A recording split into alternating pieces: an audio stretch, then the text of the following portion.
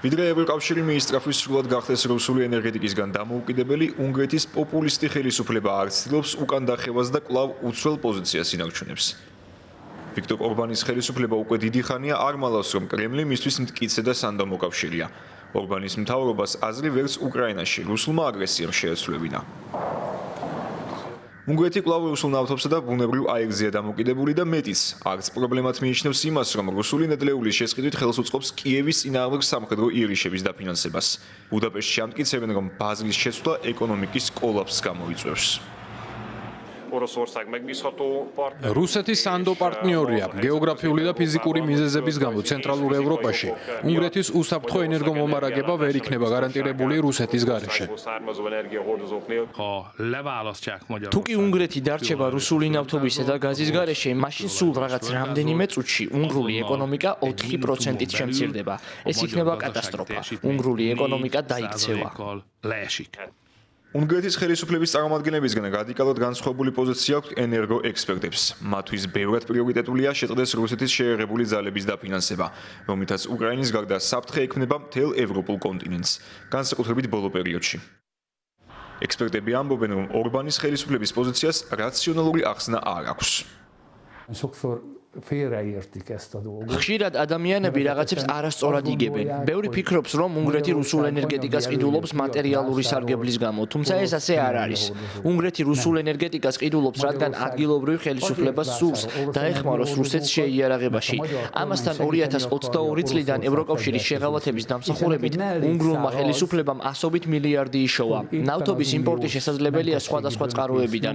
ნავთობსადენი ადრია უკვე არაერთი 10 წლეულია მუშაობს. შეიძლება დავამტკიცოთ, რომ მას შეუძლია წელიწადში 11, 12 ან 14, 15 მილიონი ტონის გატარება. ადრიას ნავთობსადენის გამოყენების აზრს ეწინააღმდეგება პიტერ სიიარტო. უნგრეთის საგარეო საქმეთა მინისტრი ექსპერტებს საკითხის უცოდინობაშიც კი ადანაშაულებს. ადამიანები, რომლებიც საკუთარ თავს ექსპერტებს უწოდებენ, კითხულობენ, რატომ არ ყიდულობს უნგრეთი ნავთობს ხორვატიის მეშვეობით. იქ ხომ არის მილსადენი.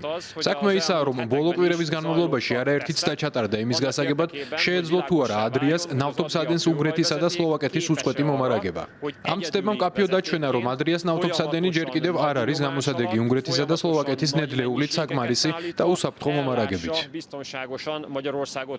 უნგრეთი არ არის ევროკავშირის ერთადერთი წევრი სახელმწიფო, რომელსაც ევრობლოკმა ვერ გადაათქმევინა რუსული ნედლეულის შესყიდვა. ორბანის მსგავსად იქცევა სლოვაკეთში რობერტ ფიცოს მთავრობაც. არავინ არ უნდა მიგვითითოს, სად ვიყიდოთ ნავთობი და გაზი. საერთაშორისო სამართლის თანახმად ეს არის სუვერენული სახელმწიფო, რომელიც თავად განსაზღვრავს ენერგეტიკის ბალანსს. მას შემდეგ, რაც ევროკავშირი მიიღებს წესს, რომლის თანახმადაც რუსეთისგან ნავთობისა და გაზის შესყიდვა აღარავის შეეძლება, ამ ბიზნესს ბოლო მოეღება. ამ ფორმით 2027 წლის ბოლოსთვის და არაუგვიანეს 2028 წლის დასაწყისისა, ჩვენ ტექნიკურადაც კი ვეღარ შევძლებთ რუსული ნედლეულის შესყიდვას. ექსპერტები ბუდაპეშტსა და ბრატისლავას სიჯიუტესა და მოსკოვის მოკავშირეობაში სდებენ ბრალს. მათი თქმით, კრემლის ნედლეულზე უარის თქმა მხოლოდ პოლიტიკური ნების საკითხია და საუბარი ეკონომიკურ უკუსლოსა თუ ინფრასტრუქტურულ წინაპირობებზე მხოლოდ სპეკულაციაა. კაფიო მაგალითად ისინი ჩეხეთს ასახელებენ. სულ ცოტა ხნის წინ პრაღა იმპორტირებული ნავთობის ნახევარს მოსკოვისგან იღებდა ნავთობსადენ დრუჟბას მეშვეობით, თუმცა ახლახან ქვეყანამ ნედლეულის მიღება იტალიური მილსადენით დაიწყო. თავის მხრივ სწორედ დრუჟბას მილსადენზე დარტყმით ცდილობდა კიევი უნგრეთისა და სლოვაკეთის დარწმუნებას, რომ მათი პოზიცია მცდარია.